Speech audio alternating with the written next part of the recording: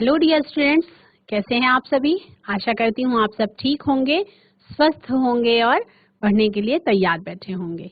ICT virtual classroom Dehradun में आप सभी का स्वागत करती हूँ। मेरा नाम है समता शुक्ला और बच्चों, आप लोगों को सबको पता है कि मैं हूँ आपकी बायोलॉजी की टीचर। हम लोगों का बच्चों चैप्टर नंबर 1 जीवों में जनन जो हम पढ़ रहे थे क्लास 12th का, उसमें हम लोग एसेक्सुअल रिप्रोडक्शन के सारे मोड्स के बारे में जान चुके हैं। सारा मैंने आपको ब्रीफ में बता दिया था। आप अपनी बुक की सहायता से पढ़ ही रहे होंगे और इन क्लासेस की भी हेल्प ले रहे होंगे।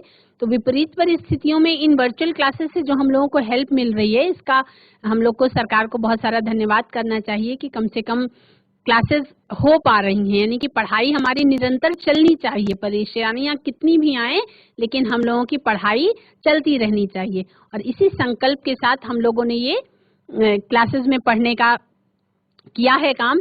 तो बच्चों, हम लोगों का जो एसेक्सुअल रिप्रोडक्शन था उसका मैंने आपको बता दिया था कि कितने प्रकार से कौन से मोड्स होते हैं जिससे ये हो सकता है, और कौन से जंतु में किस प्रकार का एसेक्सुअल रिप्रोडक्शन या कौन से पौधे में किस प्रकार का पाया जा रहा है।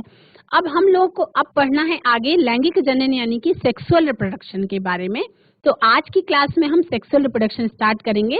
Let's go to the smart board और शुरू करते हैं। हम लोगों का क्लास 12 का एसेक्सुअल रिप्रोडक्शन कंप्लीट हो चुका है। क्लास है आपकी 12th और इसमें हम लोगों का पढ़ना है सेक्सुअल रिप्रोडक्शन यानी कि लैंगिक जनन के बारे में। सेक्सुअल रिप्रोडक्शन यानी कि लैंगिक जनन के बारे में। क्योंकि आप सभी क्लास 12th में हैं तो आशा कर रही हूँ कि आपको सेक्सुअल रिप्रोडक्शन का बेसिक कॉन्सेप्ट क्या है ये 100% क्लियर होगा कि आपका बेसिक कॉन्सेप्ट क्या है। इसमें क्या होता है, मेल गैमीट और फीमेल गैमीट का फ्यूजन होता है और उससे आपका जाइगोट बनता है और जाइगोट ही क्या करता है, एक नए डॉटर सेल में कन्वर्ट हो जाता है, यानी कि नया शिशु की उत्पत्ति हो जाती है या नए पौधे की उत्पत्ति हो जाती है। तो सेक्सुअल रिप्रोडक्शन में क्या हो रहा है बच्चों, मेल गैमीट और उसके बाद आपका फीमेल गैमीट, इसका क्या होता है, फ्यूजन यानी कि फर्टिलाइजेशन की प्रक्रिया होती है। क्या होता है, संलयन यानी कि फर्टिलाइजेशन। फर्टिलाइजेशन, ठीक। क्या बनेगा आपका, जाइगोट। और क्या होता है, इससे नए शिशु की उत्पत्ति हो जाती है, नया शिशु बन जाता है या नई संतति का निर्माण हो जाता है। तो आप सभी को पता है कि जब सेक्सुअल रिप्रोडक्शन की बात आती है तो दो अलग अलग जननांगों का यूज होता है उसमें। एक तो मेल गैमीट और नर जननांग आपका मेल गैमीट का निर्माण करता है, मादा जननांग आपका फीमेल गैमीट का निर्माण करता है। दोनों का फ्यूजन यानी कि फर्टिलाइजेशन होता है और उसके बाद बनता है जाइगोट और उससे वो क्या होता है, नए शिशु का निर्माण हो जाता है, ठीक। न्यू ऑर्गेनिज्म बन जाता है। क्या बन जाता है आपका, न्यू ऑर्गेनिज्म बन जाता है। आप सभी को पता है कि ये प्रोसेस जो होती है बच्चों, ये प्रोसेस आपकी होती है बहुत ज्यादा स्लो। कैसी होती है, बहुत ज्यादा स्लो होती है। ये प्रोसेस कैसी होती है आपकी, बहुत ज्यादा इलेबोरेट होती है, यानी कि बहुत लंबे टाइम तक चलती है, बहुत खिंची हुई प्रोसेस होती है। और क्या होती है, स्लो होती है, क्योंकि हर प्रोसेस कैसी होती है, एवरी प्रोसेस टेक्स टाइम, यानी कि वो समय लेती है, अपना टाइम लेती है और इसलिए इसको क्या कहते हैं कि एक बहुत स्लो प्रोसेस होती है। और क्या होता है बच्चों, ये कॉम्प्लेक्स भी होती है, बहुत ज्यादा जटिल होती है। ये प्रोसेस कैसी होती है, बहुत ज्यादा जटिल होती है, यानी कि इजी नहीं होती। इसका सिंपल एग्जाम्पल आप ले सकते हैं कि मनुष्यों की हम बात करें तो क्या मनुष्यों का बेबी एक दिन में, 2 दिन में या 1 महीने में, 2 महीने में हो सकता है, नहीं हो पाता। उसके लिए बहुत लंबे टाइम की जरूरत होती है। वो लगभग आपका 9 मंथ्स तो गर्भ में ही रहता है, यानी माँ के गर्भ में ही बच्चा 9 महीने तक तो माँ के गर्भ में ही रहता है। उसके बाद फिर नए शिशु का जन्म हो पाता है। तो यानी कि कैसी होती, बहुत स्लो प्रोसेस होती है। इसमें जो संतति का निर्माण होता है वो बहुत धीमे धीमे होता है। संतति का निर्माण कैसा होता है, बहुत धीमे धीमे होता है, यानी स्टेप बाय स्टेप, धीरे धीरे होता है। तो कैसी प्रोसेस हो गई ये, सेक्सुअल रिप्रोडक्शन आपकी बहुत स्लो प्रोसेस है और बहुत लंबा टाइम लेती है। ये टेक्स लॉन्ग टाइम। कैसी होती है ये, बहुत लंबा टाइम लेती है और कॉम्प्लेक्स तो होती ही है, यानी कि जटिल होती है।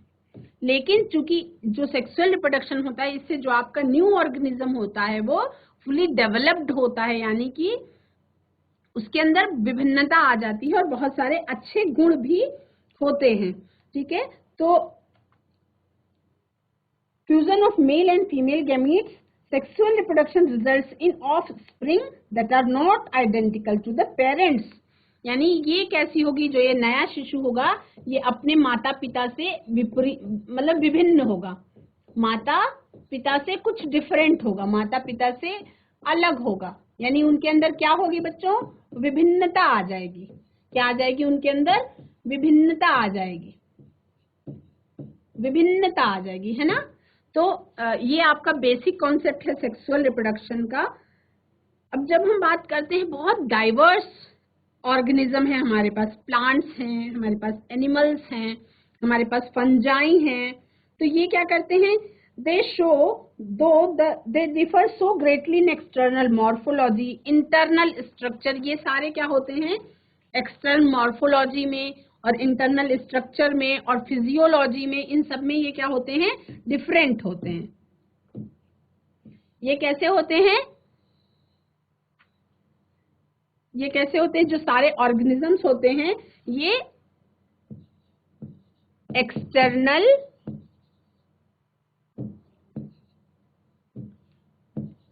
एक्सटर्नल मॉर्फोलॉजी में डिफरेंट होते हैं। उसके बाद इंटरनल स्ट्रक्चर में भी ये डिफरेंट होते हैं। इंटरनल स्ट्रक्चर इनका कैसा होता है, डिफरेंट होता है। और क्या होता है बच्चों, फिजियोलॉजी भी इनकी डिफरेंट होती है। फिजियोलॉजी यानी सेक्सुअल रिप्रोडक्शन से जो हमारा संतान होती है, संतति जो होती है वो कैसी होती है, एक्सटर्नली मॉर्फोलॉजी भी उसका डिफरेंट होगा, इंटरनल स्ट्रक्चर भी डिफरेंट होगा और फिजियोलॉजी भी उसकी डिफरेंट होती है। अब आप सभी को पता है, एक बेसिक सा कॉन्सेप्ट है कि अगर छोटा शिशु है, कोई छोटा बच्चा है, छोटा शिशु है, तो वो छोटा ही रहेगा, दिन ब दिन वो क्या होता है, बढ़ता है। यानी उसके अंदर क्या होता है बच्चों, दिन ब दिन छोटे शिशु के अंदर क्या होता है, विकास की प्रक्रिया होती है, डेवलपमेंट होता है, उनकी ग्रोथ होती है। यानी कि उनका जब वो छोटा शिशु था तो बहुत सारे स्टेजेस होते हैं, बहुत सारे फेज होते हैं, है ना, डेवलपमेंट के बहुत सारे फेज होते हैं। जैसे आपका बच्चों है, सबसे पहले आपकी होती है बाल्यावस्था, है ना, आपकी होती है बाल्यावस्था। उसके बाद फिर आपकी देखो, सबसे पहले बाल्यावस्था होती है, उसके पहले भी एकदम शिशु होता है ना, सबसे पहले एकदम शिशु होता है, ठीक। उसके बाद होती है बाल्यावस्था। उसके बाद फिर आपकी 6 साल से लेकर के लगभग 11 साल तक की उम्र को हम बाल्यावस्था की कैटेगरी में रख सकते हैं। उसके बाद फिर क्या होता है बच्चों, आपकी किशोरावस्था आ जाती है ना, किशोरावस्था आ जाती है, यानी कि जुवेनाइल फेज आ जाता है, ठीक है। उसके बाद आपकी परिपक्वता आ जाती है, यानी एडल्टहुड आ जाता है। फिर उसके बाद आपकी जीर्णावस्था आ जाती है, जीर्ण अवस्था आ जाती है, और उसके बाद बच्चों मृत्यु वाली अवस्था आती है, ठीक है। तो इसमें हमें सेक्सुअल रिप्रोडक्शन में इस वाले फेज के बारे में पढ़ना है, ठीक है। हमें किशोरावस्था से और मैच्योरिटी वाले फेज के बारे में पढ़ना है। तो हम ये देखेंगे कि हम पढ़ रहे हैं सारे जंतुओं, ये जो पीरियड ऑफ ग्रोथ होता है बच्चों, the period of growth is called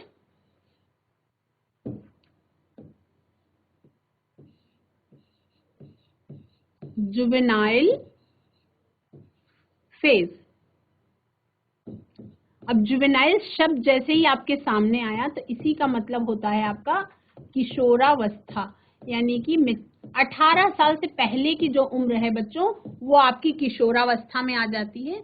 तो देखिए 18 साल से पहले के भी अगर कुछ बच्चे कोई क्राइम वगैरह भी होता है तो उनके लिए कोर्ट का भी अलग से प्रावधान है, तो उनके लिए जुवेनाइल कोर्ट होती है। अगर कोई गलत काम करते हुए कुछ पकड़ा जाता है तो उसके लिए कोर्ट भी अलग होती है, यानी कि किशोरों को डील करने के लिए जो ये फेज है ये बहुत नाजुक अवस्था मानी जाती है, और इसी को हम क्या कहते हैं, जुवेनाइल फेज कहते हैं। और पौधे में इसी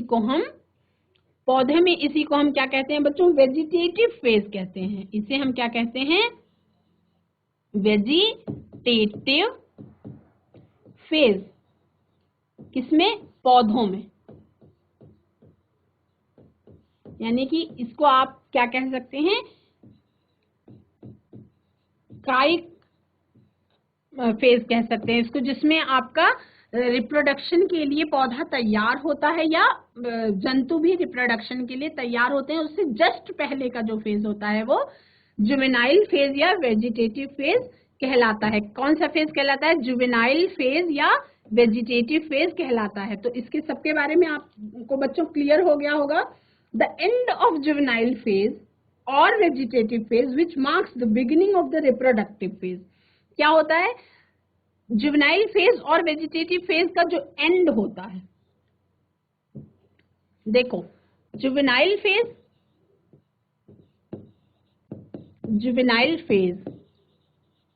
ठीक, और वेजिटेटिव फेज, इनका जब एंड होगा, इन दोनों का एंड जो होता है वही आपका बिगिनिंग होती है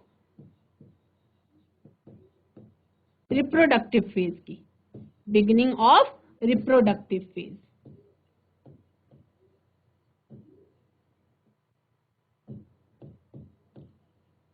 यानी इसमें भी अलग अलग चरण होते हैं। जब आपका जुवेनाइल फेज और वेजिटेटिव फेज का एंड होने का टाइम होता है वही आपका रिप्रोडक्टिव फेज की बिगिनिंग होती है। यानी कि the end of juvenile or vegetative phase which marks the beginning of the reproductive phase can be easily seen, यानी कि वो आसानी से देखा जा सकता है पौधे में भी और हर जंतु में। वो beginning of reproductive phase जो है वो बहुत easily देखा जा सकता है। अब इसमें कितना टाइम लगता है ना, मैरीगोल्ड है, आपका राइस है, गेहूं है, कोकोनट है, मैंगो प्लांट्स है, उसमें पुष्पों के आने में यानी कि पुष्पीय होने में, फ्लावरिंग होने में कितना टाइम लगता है। In some plants where flowering occurs more than once. कुछ में क्या होता है, जो पौधे होते हैं वो फ्लावर्स जो होते हैं वो कई बार आते हैं, ठीक। और कुछ में क्या होते हैं, एक बार से ज्यादा आता है, ठीक है। किसी में केवल एक बार आता है। तो जो इंटर फ्लावरिंग पीरियड है उसको क्या कहेंगे, जैसे एक बार पुष्प आया और उसके बाद दूसरी बार पुष्प आया पौधे पे, तो एक बार पुष्प आने के और दूसरी बार पुष्प आने के बीच के टाइम को हम क्या कह सकते हैं। तो जब पहली बार पुष्प आया बच्चों, तभी वो फेज जो है आपका रिप्रोडक्टिव फेज में, मतलब रिप्रोडक्शन वाला फेज स्टार्ट हो जाता है। तो उसके बीच का जो टाइम होगा वो मैच्योर ही कहलाएगा, वो जुवेनाइल नहीं कहलाएगा। जैसे एक बार पुष्प आ गया पौधे में, उसको हम ऐसे समझ सकते हैं कि जैसे ह्यूमंस की हम बात करें, ह्यूमंस की अगर बात करें तो एक बार अगर बेबी होता है तो क्या उसके बाद दोबारा से जुवेनाइल फेज आती है जब दूसरी बार बेबी होता है, नहीं। तो मतलब एक बार मैच्योरिटी आने के बाद वो मैच्योरिटी कंटिन्यू रहती है और उसके बीच में कुछ प्रोसेसेस आपके शरीर के अंदर या फ्लावर्स के, प्लांट्स के अंदर होती रहती हैं। तो एक क्वेश्चन है आपका बुक में है कि इंटर फ्लावरिंग पीरियड जो होता है उसको हम क्या कहते हैं, इंटर फ्लावरिंग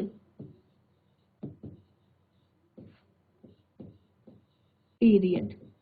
यानी एक बार पुष्प आया पौधे पर और दूसरी बार पुष्प आया, तो एक बार पुष्प आने के और दूसरी बार पुष्प आने के बीच का जो टाइम है, उस टाइम को हम क्या कहेंगे बच्चों? वो आपका मैच्योरिटी वाला फेज ही कहलाएगा। दोबारा से ऐसा नहीं होता है कि एक बार मैच्योर हुआ, फिर जुवेनाइल हुआ, फिर मैच्योर हुआ और वो कंटिन्यूअस मैच्योर फेज ही या आपका वो रिप्रोडक्टिव फेज ही कहलाएगा बच्चों। ठीक है, उसके बाद आप अपने एरिया में कुछ ट्रीज को ऑब्जर्व कर सकते हैं कि वो किस टाइम में आपका पुष्पित होते हैं, किस टाइम में, कौन सा मंथ होता है जब उनके फ्लावर्स निकलते हैं। आपने कभी सोचा है कि क्या कुछ जो फल होते हैं, मैंगो है आपका, एप्पल है, जैक फ्रूट है, वो कैसे हैं? क्या वो होल ऑफ द ईयर आपको मिलते रहते हैं? क्या पूरे पूरे साल वो आपको मार्केट में, आपने सबने देखा होगा कि अलग अलग टाइम पे अलग अलग तरीके की सब्जियां बिकने लगती हैं और अलग अलग टाइम के अलग अलग फ्रूट्स भी बिकते हैं। तो क्यों? आप सभी को पता है कि गर्मियों में हम लोगों को आम ज्यादा मार्केट में दिखाई पड़ते हैं। क्यों? क्योंकि गर्मियों के सीजन में आम की पैदावार बहुत ज्यादा होती है। तो वो क्या होते हैं बच्चों? वो होते हैं आपका सीजनल प्लांट्स, वो आपके सीजनल फ्रूट्स होते हैं। उसी प्रकार से सब्जियां भी जो हैं वो आपकी सीजनल होती हैं। और पौधे भी आपके कितने तरीके के पाए जाते हैं? पौधे भी आपके पाए जाते हैं, देखिए, पौधे भी आपके एनुअल होते हैं, यानी कि वर्षीय होते हैं। उसके बाद आपका कुछ पौधे होते हैं जो बहुवर्षीय होते हैं या पेरिनियल होते हैं, है ना। कुछ एनुअल प्लांट्स होते हैं, कुछ बाइनियल यानी 2 साल में खत्म हो जाते हैं, और कुछ पेरिनियल होते हैं यानी बहुत सारे सालों तक वो बने रहते हैं। उसके बाद जब पेरिनियल स्पीसीज होती है बच्चों, उनमें इन फेजेस को जो डिफाइन करना बड़ा मुश्किल होता है। कुछ प्लांट्स हैं जो अनयूजुअल फ्लावरिंग फेनोमेनन दिखाते हैं, जैसे आपका एक बैम्बू स्पीशीज की हम बात करेंगे बैम्बू स्पीशीज की, एक स्पेशल बैम्बू स्पीशीज की बात करेंगे। इसमें क्या होता है, बैम्बू स्पीशीज में क्या होता है बच्चों कि इसमें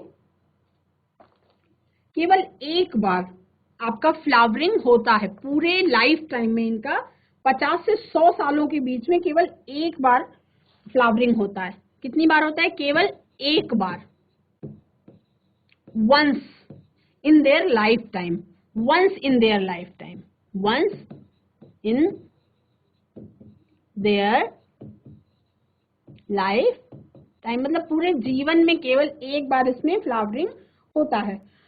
एक और दूसरे हम पौधे की बात करेंगे, एक दूसरे पौधे की बात करेंगे बच्चों। इसका नाम है आपका, बहुत इंपॉर्टेंट है ये,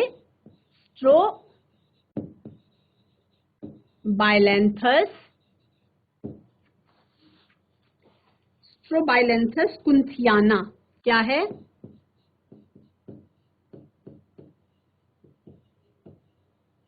अब इस पे हम लगा लेंगे स्टार। क्यों? स्ट्रोबाइलेंथस कुंथियाना, इस पे लगाएंगे हम स्टार। इसको कहते हैं हिंदी में नील करौंजी। क्या कहते हैं इसको? नील कुरंजी कहते हैं इसको। क्या कहते हैं? नील कुरंजी। इसको आपको बहुत अच्छी तरह से लर्न करना है, इस नाम को, स्ट्रोबाइलेंथस कुंथियाना।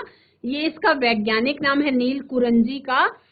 और बच्चों, नील कुरंजी जो फ्लावर होता है, ये फ्लावर बहुत लंबे, मतलब बहुत सारे फ्लावर्स इसके, जब 12 साल में ये एक बार फ्लावर आते हैं। नील कुरंजी में 12 सालों में एक बार फ्लावर आते हैं। कितने आते हैं? once in 12 years। ठीक, एक बार एक बहुत सुंदर घटना भी हुई थी कि जब 12 सालों में एक बार नील कुरंजी के फूल आए थे, तो उस समय पे मास फ्लावरिंग हुई थी। वो घटना है आपकी सितंबर अक्टूबर 2006 की, और उसमें कर्नाटका और तमिलनाडु में बहुत सारे टूरिस्ट को उन्होंने अट्रैक्ट किया था इन फ्लावर्स ने। तो आपका ये वाला अट्रैक्ट किया था या क्या वो नहीं, लेकिन ये वाला जो इसका साइंटिफिक नेम है, आपका साइंटिफिक नेम है आपका जो इस फ्लावर का, ये आपका बहुत इंपॉर्टेंट है बच्चों।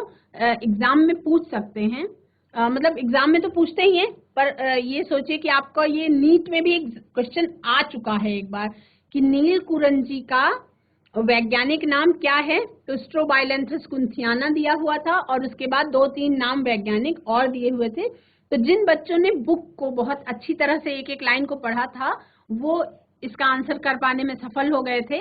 और नीलकुरंजी का साइंटिफिक नेम क्या है? स्ट्रोबाइलेंथस कुंथियाना।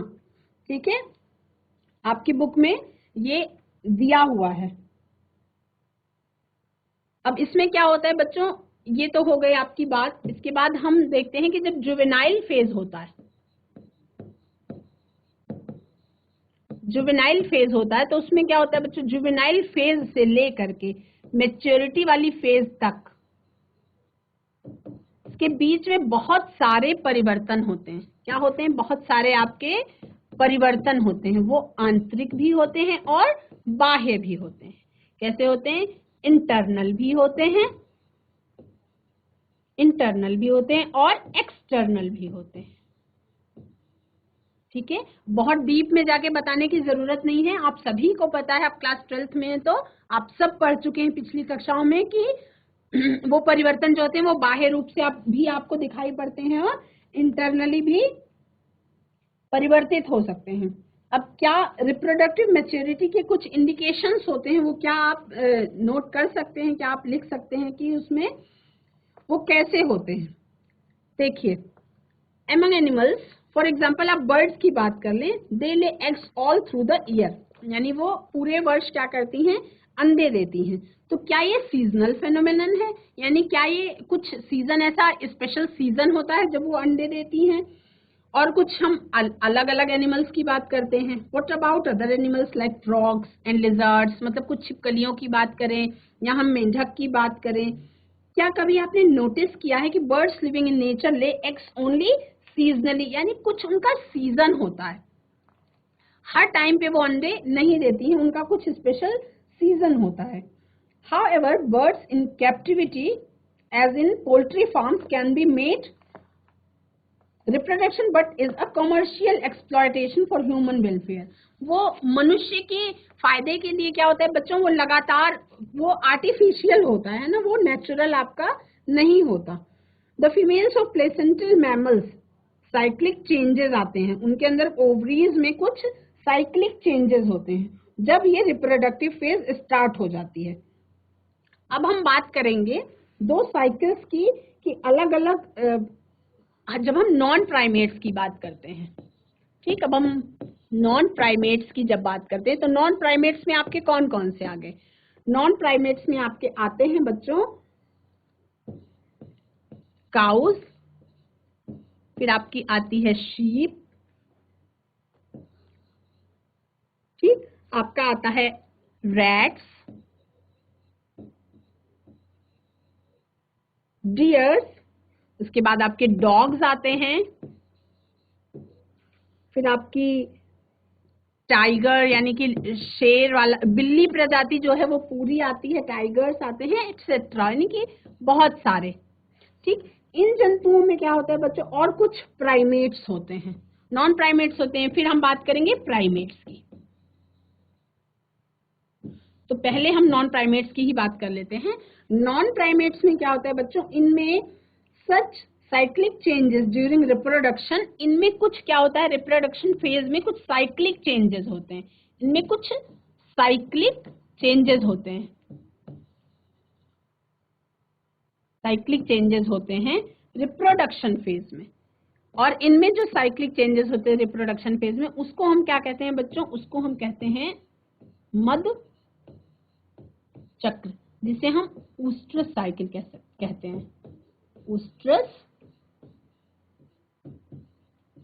साइकिल। ठीक, यानी कि जब हम नॉन प्राइमेट्स की बात करते हैं तो such cyclic changes during reproduction are called oestrous cycle, यानी कि इनमें क्या होता है, मध्य चक्र, इनमें कुछ चेंजेस होते हैं, साइक्लिक यानी कि चक्रीय परिवर्तन होते हैं। कैसे? कुछ चक्रीय परिवर्तन होते हैं। ये केवल आपके नॉन प्राइमेट्स में जो है उनमें आपका क्या कहलाता है, उनमें आपका कहलाता है मध चक्र या ऊस्ट्रिच साइकिल। फिर जब हम बात करते हैं बच्चों प्राइमेट्स की, अब हम बात करेंगे प्राइमेट्स की। तो जब हम प्राइमेट्स की बात करते हैं तो प्राइमेट्स की कैटेगरी में कौन कौन आता है? प्राइमेट्स की कैटेगरी में एक तो आपका आ गया मनुष्य, ठीक है। प्राइमेट्स की कैटेगरी में आपके आते हैं मंकीज आ गए, आपके मंकीज आ गए, उसके बाद आपके एप्स आ गए और आ गए आपके ह्यूमन यानी कि मनुष्य, ठीक है। तो इनमें क्या होता है, इनमें बच्चों वो जो चक्रीय परिवर्तन होते हैं वो कैसे होते हैं? मंथली होते हैं, यानी कि वो लगातार होते रहते हैं। तो उनको हम क्या कहते हैं? ह्यूमंस में इन्हें क्या कहते हैं बच्चों? इनको कहते हैं ऋतु स्राव चक्र, या इसी को हम कहते हैं मेंस्ट्रुअल साइकिल।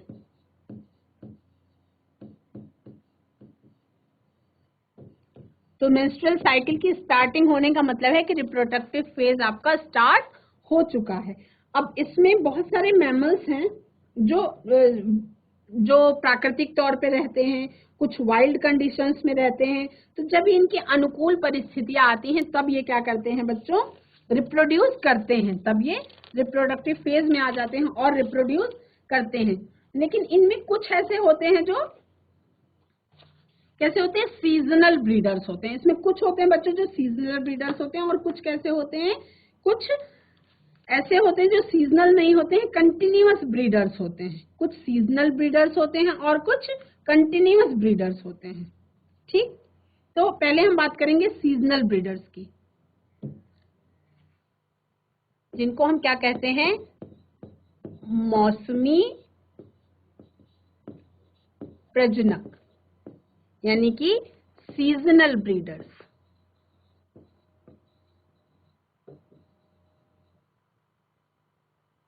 कुछ सीजनल ब्रीडर्स होते हैं और कुछ कैसे होते हैं बच्चों? कुछ सतत प्रजनक यानी कि कंटिन्यूअस ब्रीडर्स होते हैं।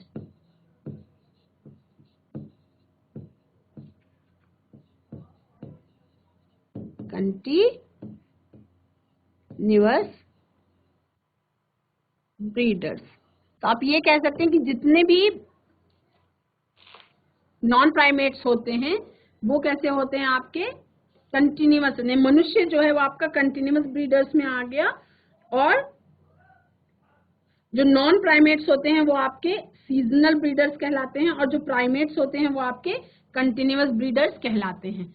ये आपके प्राइमेट्स की कैटेगरी में आते हैं। ये प्राइमेट्स होते हैं, ज्यादातर प्राइमेट्स होते हैं। और ये क्या होते हैं? ये नॉन प्राइमेट्स होते हैं, नॉन प्राइमेट्स होते हैं, ठीक। तो मतलब कुछ सीजनल ब्रीडर्स होते हैं, उनका सीजन होता है ब्रीड करने का, और कुछ ऐसे होते हैं जो कंटिन्यूअस ब्रीडर्स होते हैं, यानी वो through out the reproductive phase वो क्या करते हैं? वो नई संतति को जन्म दे सकते हैं। अब हम इसके बाद बात करेंगे बच्चों की ग्रोइंग ओल्ड। देखो ओल्ड होने का क्या मतलब है? ओल्ड होने का मतलब यही है कि उनका जो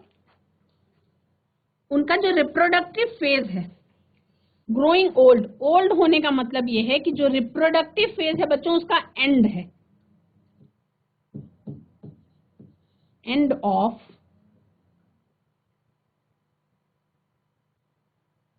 रिप्रोडक्टिव फेज। यानी कुछ हार्मोन्स का ऐसा चेंज होता है बॉडी में कि जब रिप्रोडक्टिव फेज स्टार्ट होती है तब से लेकर के, और जब रिप्रोडक्टिव फेज एंड होती है उसके बीच के टाइम को तो हम मैच्योरिटी कहते हैं। और जब ये रिप्रोडक्टिव फेज का एंड होने लग जाता है, जब खत्म हो जाती है, तब हम ओल्ड कह सकते हैं कि तब वो ओल्ड की कैटेगरी में आ जाती है। और इसको मनुष्यों की हम बात करेंगे तो मनुष्यों में फीमेल में इसको हम कहते हैं मीनोपॉज। यानी कि जब मेंस्ट्रुअल साइकिल का एंड हो जाता है उस टाइम पे आपका ओल्ड एज स्टार्ट होती है।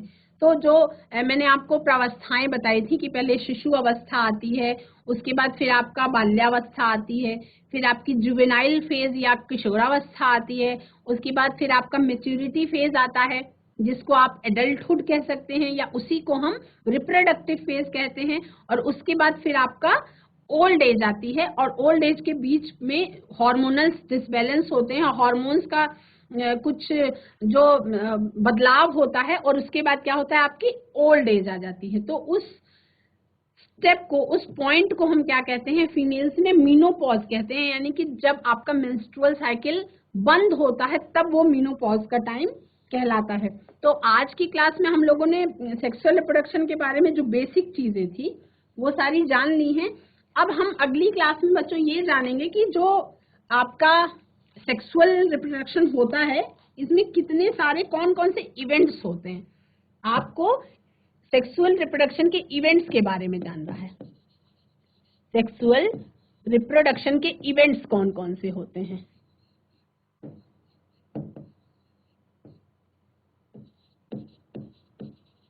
इवेंट्स ऑफ सेक्सुअल रिप्रोडक्शन, तो इसमें हमें पहला है बच्चों और दूसरा और 3 इवेंट्स होते हैं।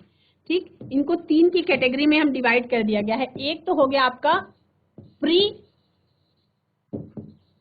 फर्टिलाइजेशन, ठीक, दूसरा आपका हो गया फर्टिलाइजेशन,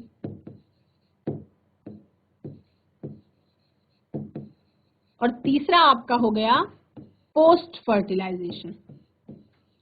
आपने अपने आसपास के वातावरण में चीजों को हमेशा देखा होगा, पर आपको साइंटिफिकली केवल पढ़ के उसको जानने की जरूरत है, क्योंकि you are going to be a doctor.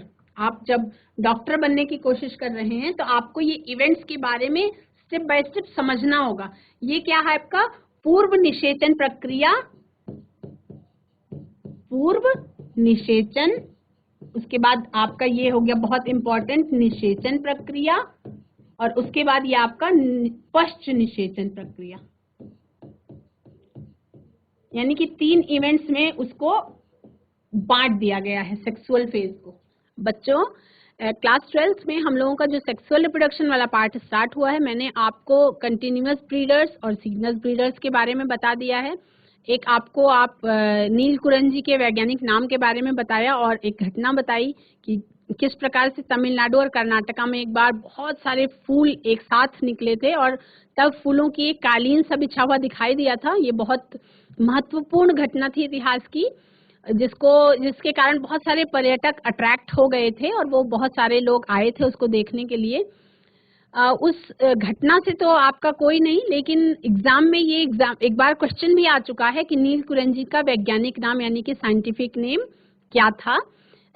फिर हमने सेक्सुअल रिप्रोडक्शन के बहुत सारे इवेंट्स के बारे में जाना कि 3 इवेंट्स होते हैं, यानी 3 घटनाएं होती हैं लैंगिक जनन में। आपका एक हो गया pre fertilization event, second one is fertilization, and third one is post fertilization event.